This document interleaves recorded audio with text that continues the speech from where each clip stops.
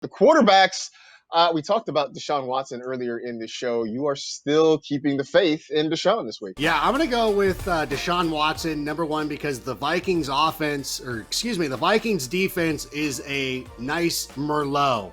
They're Vino. Vikings in name only, right? That's good. That's clever. Give me that one. I like that. No, I do. I dig that. The one thing that I will say is that Deshaun Watson has topped 250 passing yards in every game this season. It's just going to take a couple of plays like this to Will Fuller to really get him going. I do believe that the way to get this offense going again, Deshaun Watson at some point has to pick it up and put the team on his shoulders and move forward that way. So I'm starting Deshaun this week. I'm also going to start Ryan Fitzpatrick. And again, you talk about another defense that is there in name only. It's the Seahawks. The Legion of Boom has been replaced. Lex Luthor's gone, and they've brought in his cousin Mark. It's a completely different thing going on there. And so Ryan Fitzpatrick is now in that part of the season where he's keeping the young guy that we really want to see on the field on the sidelines. And believe me, the 6 interception game is looming. And going up against a downtrodden Seahawks defense seems like the proper time to do it, because it feels like anytime we really buy in to Ryan Fitzpatrick, it ends up not working out for us.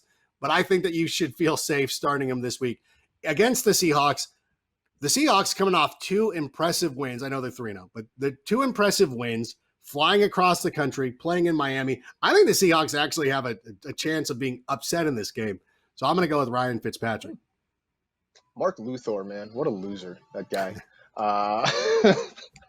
Running backs. By the way, you should use that Vino line. You should actually throw that out there on Twitter and get that going. So I thought that was pretty good, I have to say. Thank you.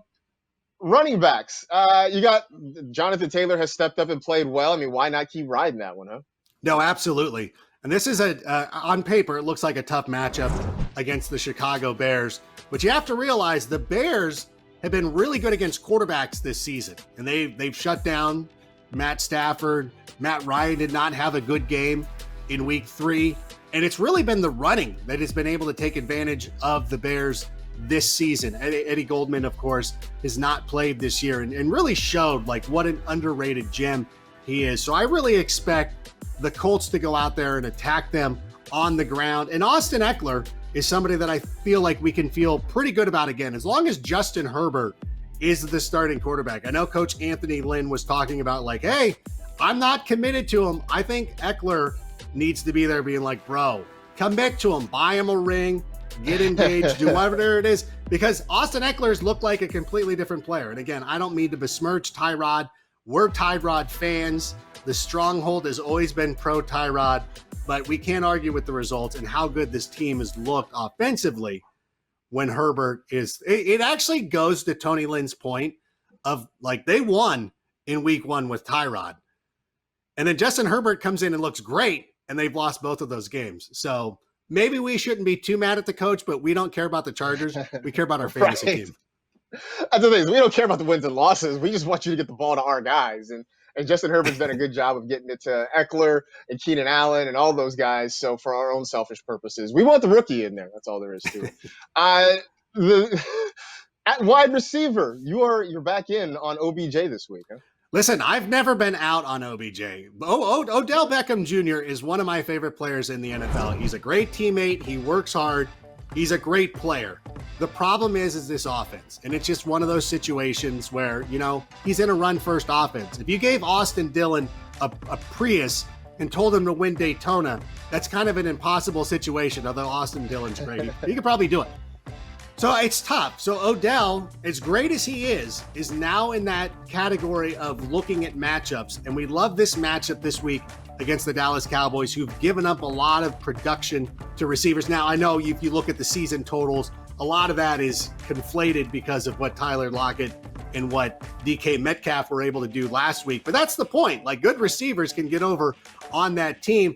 And we're also going back with Tyler Boyd. And this is an interesting situation. Everybody got kind of clued in to what T. Higgins is all about. But Tyler Boyd is the steadying force in this passing offense. He had 10 receptions last week, 125 yards. If he gets into the end zone, that turns into a monster game. So we love the production out of him. I really love him, and I think that if you're looking for one Cincinnati Bengals receiver to start, it's got to be Tyler Boyd. I feel like he's going to be the most consistent. I mean, he's the guy that I think we all thought was going to be the wide receiver one in Cincinnati. And, it maybe took a couple weeks to sort of pick things up, but he looks like he has taken over that mantle like we anticipated he would.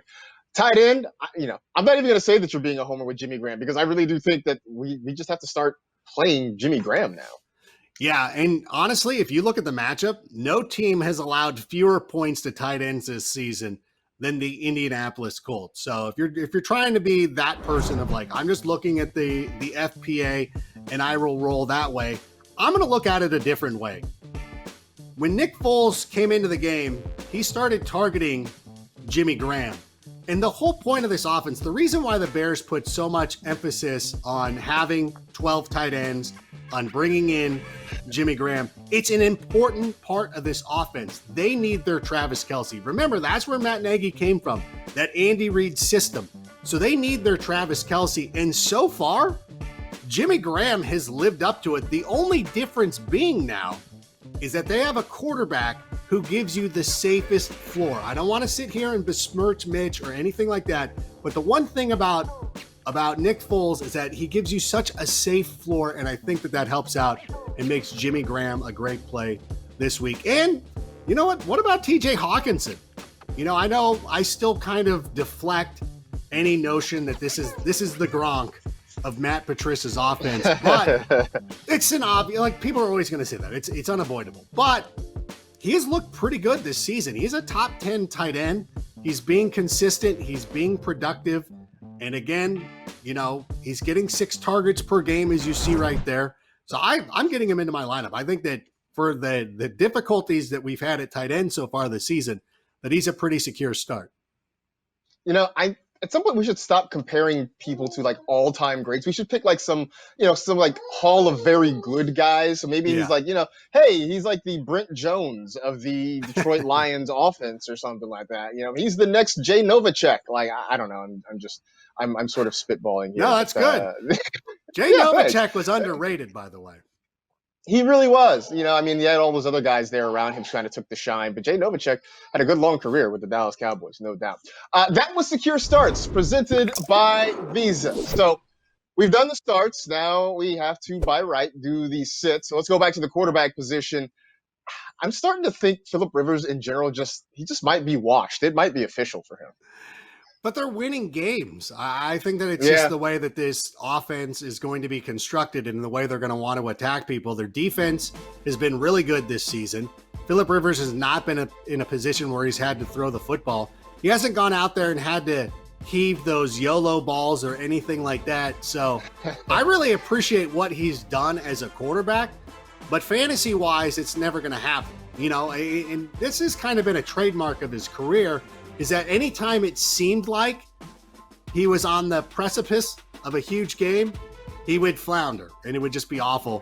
Maybe this is the game, because the Bears have not allowed a touchdown to a wide receiver this season, that maybe this is where Phillip Rivers goes 4-11, 3 touchdowns, and it just goes crazy.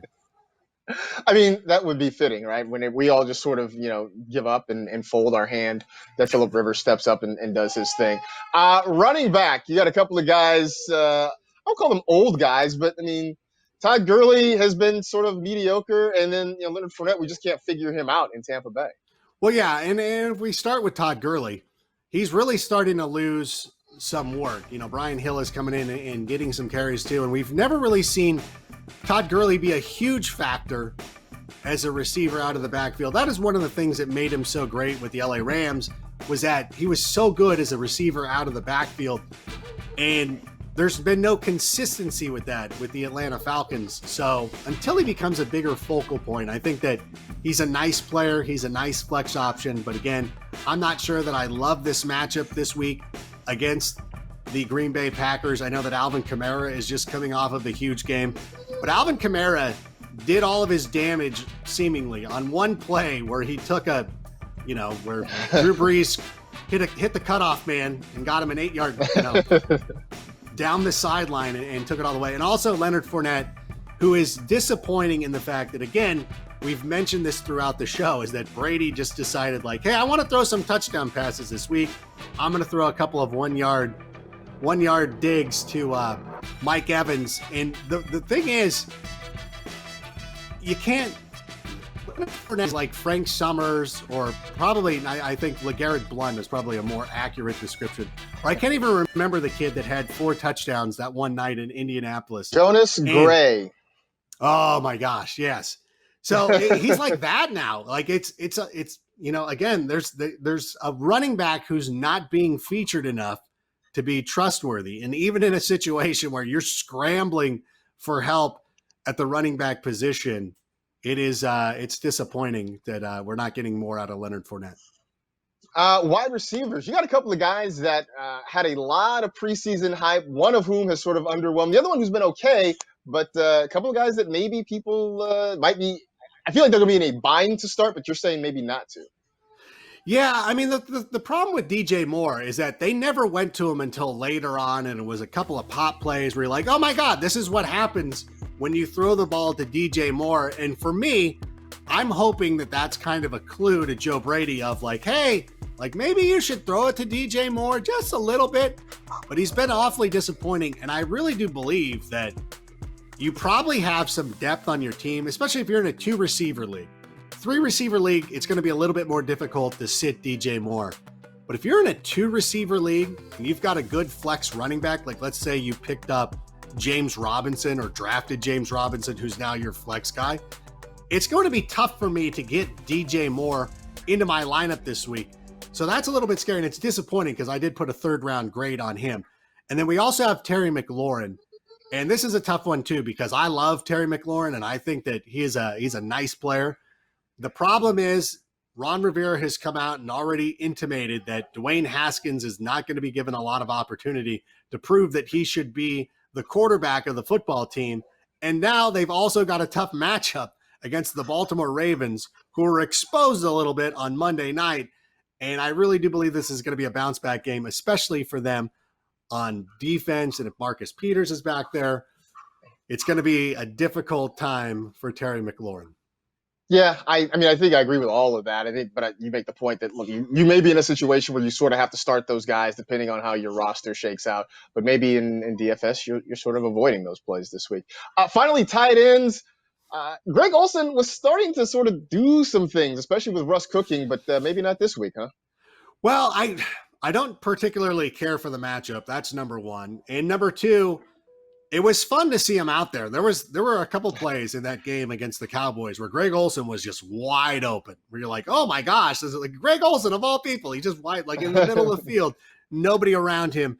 I'm going to sit him this week. And then I do have Hayden Hurst as a sit. And this is, I don't know, like this is an iffy one. Like it's so tough to pick like tight end sits. Like, I don't know. Like, I don't know if you have Hayden Hurst on your roster, it's not like you have 3 other guys that you can put out there.